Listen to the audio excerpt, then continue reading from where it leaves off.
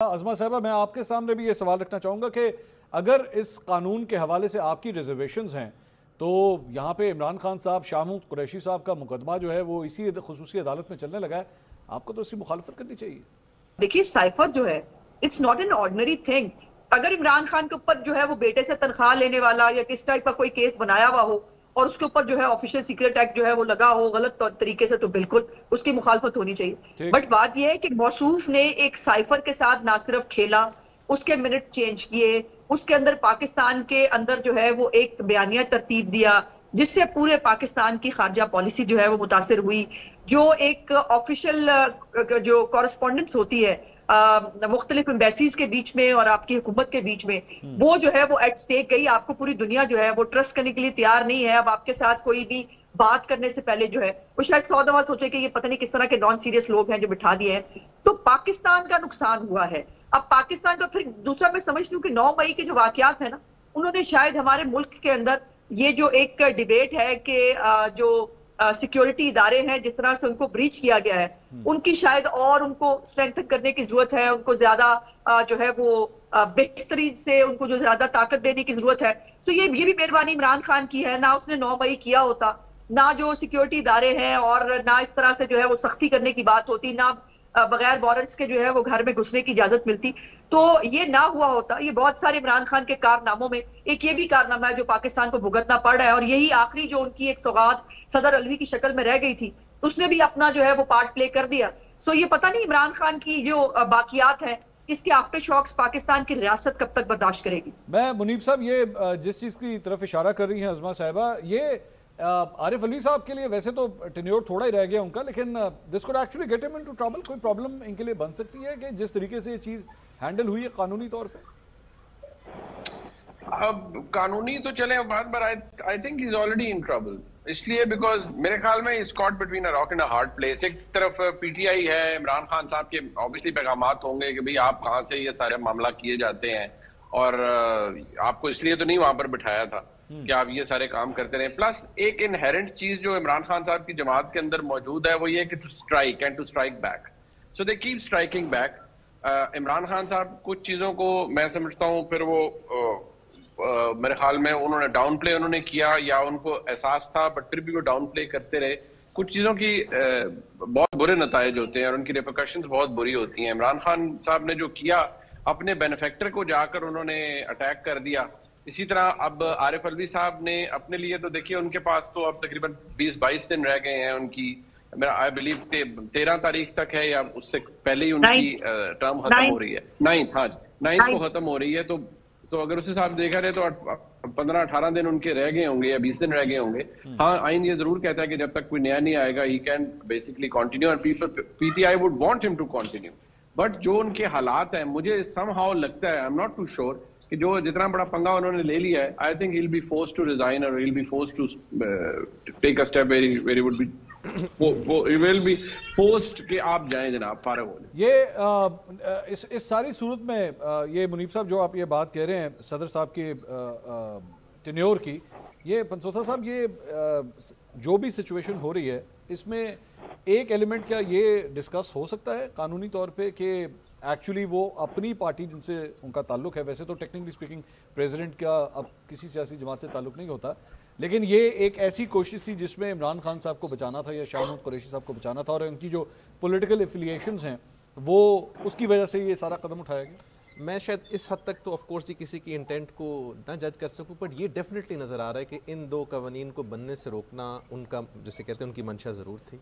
और उसके लिए जो उन्होंने कोर्स अडॉप्ट किया, अगर आप let's be the devil's advocate है और दूसरी साइड को देखते हैं, जो कोर्स उन्होंने अडॉप्ट किया वो एक कॉन्स्टिट्यूशनल क्राइसिस क्रिएट कर दिया और इस वक्त जिन लोगों को ये बिल सूट करता है उनके लिए डिफिकल्ट पोजीशन बना दी कि वो इसको किसी तरह अब इस वक्त सिचुएशन को हैंडल नहीं कर पा रहे। लेकिन मेरे नज़दीक, मैं बार बार उस बात को रिपीट कर रहा हूँ कि लॉ मिनिस्ट्री की जो स्टेटमेंट है कि ये बिल्स हमें अनसाइंड आए हैं, ये इन्होंने साइन नहीं किए, ये स्टेटमेंट है जो सबसे ज़्यादा परेशान कुन होगी इनके लिए, for the government and for the quarters जो कि चाहते थे ये बिल पास हो सुप्रीम कोर्ट में। अच्छा। अगर वो यहाँ पर कुछ स्टेटमेंट ना दी जाती और कहते जी बिल्स वापस आए हैं और जो भी है हमें नहीं पता क्या है, तो देन सिग्नेचर जो है वो बड़ा इंपॉर्टेंट इशू होना था, बेशक उसके लिए फोरेंसिक होता, जो भी होता। सो ये बात वहाँ से फंस गई। और अगर अनसाइंड है तो ये कॉन्स्टिट्यूशनल क्राइसिस है। बिकॉज सलमान राजा साहब जो कि बड़े अच्छे और बड़े मायनाज वकील हैं, उनका जो व्यू है कि ये इट इज़ नॉट असेंशियल कि आपने लिख के देना है। दो मैं आपसे एग्री करता हूँ कि मेरा व्यू इस पर डिफरेंट है, क्योंकि कॉन्स्टिट्यूशन की जुबान बड़ी क्लियर है, वर्ड शैल इस्तेमाल है, बट हमारी जूरिस्प्रूडेंस मौजूद है जो नहीं, बट एक बात, जी सर मैं एक सेकंड कंप्लीट कर लूँ सर। तो जो वर्ड शैल को कई दफ़ा मे और मे को शैल पढ़ा जाता है, बट यहाँ पर जो ज़बान नज़र आ रही है वो यही नज़र आ रही है कि उन्होंने अपने रीजंस देने, और उनका सबका रिकॉर्ड भी, ट्रैक रिकॉर्ड यही है कि वो रीजंस बड़े दबा के देते हैं, 2-3 सफ़ों के ऊपर बना के, और उसको ट्वीट भी करते हैं। मुनीब साहब, यू वांट टू कंट्रीब्यूट? मैं जो अहमद का व्यू है, इनफैक्ट मैं उसको एंडोर्स इसलिए करूंगा। सलमान राजा साहब मेरे लिए भी बहुत मोहतरम है और उनका एक अपना व्यू है, हमारे तो उस्तादों में से हैं, लेकिन जारी बात है अगर आप उसको पढ़े, मैं लैंग्वेज की भी एक बड़ी माजरत के साथ, ये शो शुरू होने से पहले वो कह रहे थे आप उनके उस्ताद हैं, शो के अंदर आप कह रहे हैं वो आपके उस्ताद, मतलब ये क्या चक्कर है? ये सारे वकील आपस में एक दूसरे के उस्ताद होते हैं?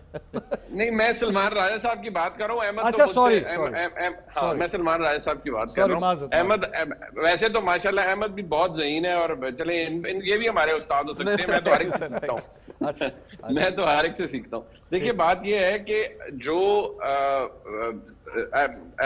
सलमान अकरम राजा साहब का व्यू है वो अपनी जगह, उसका एहतराम अपनी जगह है, लेकिन अगर आप इस सारी बहस को छोड़ भी देना, कोई चीज होती है विच इज कॉमन सेंसिकल।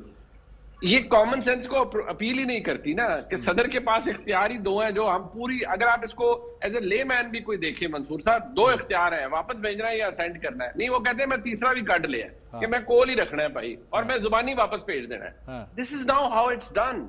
आप किसी को बेवकूफ तो नहीं बना सकते ना यार।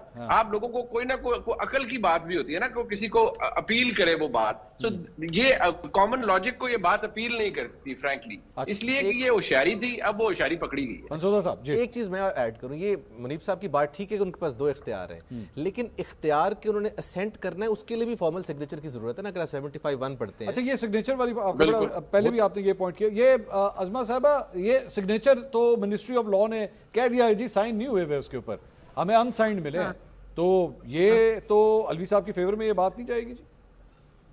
अच्छा, कैसे जाएगी मुझे ये बताइए ना। 13 बिल वो भेज रहे हैं जो है उसके ऊपर बाकायदा तौर पर नोट लिखकर उसके ऊपर साइन करके, ये 2 बिलों के ऊपर वो खामोश हो जाते हैं, और यहाँ 2 बिल जो है उनमें याददाश्त खो जाती है, वो गजनी बन जाते हैं, उनको पता ही नहीं चलता कि इसके ऊपर मुझे जो है वो इसको डिसेंट देकर भेजना है, तभी ये जो है ये डिसअप्रूव होंगे।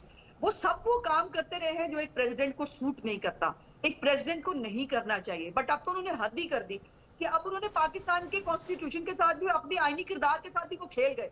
उन्होंने कहा मैंने तीसरा, जैसे मुनीर कह रहा, मैंने तीसरा निकाल लिया है भाई, और जो है मेरी इसमें खाल बचती है कि मैं जो है वो उधर भी जो है वो सियासी शहीद पार्टी के अंदर स्टे स्ट्रॉन्ग, आरिफ अलवी वो देख रहे हैं ना आप, चल रहा है वो, उधर स्टे स्ट्रॉन्ग हो रहे हैं, इधर उन्होंने पैर पकड़े हुए हैं। मतलब अजीब एक तमाशा चल रहा है इस मुल्क के अंदर। पता नहीं ये जो मस्खरों की टीम थी, ये पाकिस्तान को जो है वो किस और नहज पे ले जाएगी, इस पाकिस्तान के साथ ही क्या करना क्या चाहते हैं। और अजमा साहब, वैसे मैं आपके सज्जनों का बिल है मंसूर साहब, ऐसा कुछ नहीं होता, अल्लाह खैर रखेगा।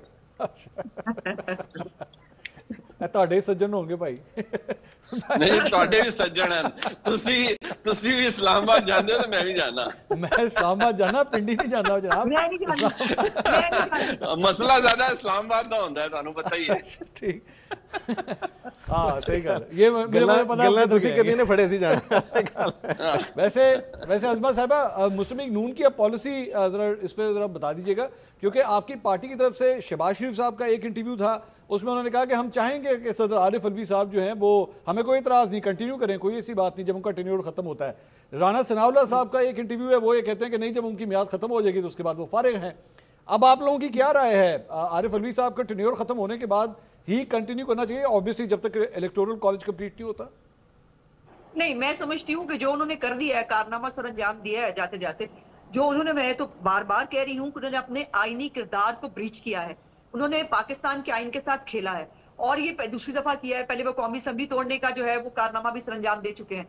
सो मैं नहीं समझती कि इस किस्म के आइन शिकन को जो है वो कंटिन्यू करना चाहिए। आपको याद है ना, जब उन्होंने ओथ नहीं लेना होता था फिर वो बीमार हो जाते थे, जब उन्होंने जो है वो कोई बिल जो है वो पास नहीं करना होता तब वो जो है एक लंबी चौड़ी उसके ऊपर जो है वो चार्जशीट लगा के भेजते हैं। तो इन 2 बिल्स के साथ जो उन्होंने फनकारी की है, उस फनकारी के बाद इस बड़े ओहदे के ऊपर इस जैसे छोटे आदमी का मैं नहीं समझती कि रहने का कोई जवाब बनता है किसी भी सूरत में। और अगर उनको बिल्कुल अराने सदर के चंद मुलाजमीन और अपने अमले के ऊपर अगर उनको ना कॉन्फिडेंस है, ना ट्रस्ट है, ना उनको पता है कि वो क्या कर रहे हैं, तो और वो सारा दिन करते क्या है, मुझे ये तो बता दें।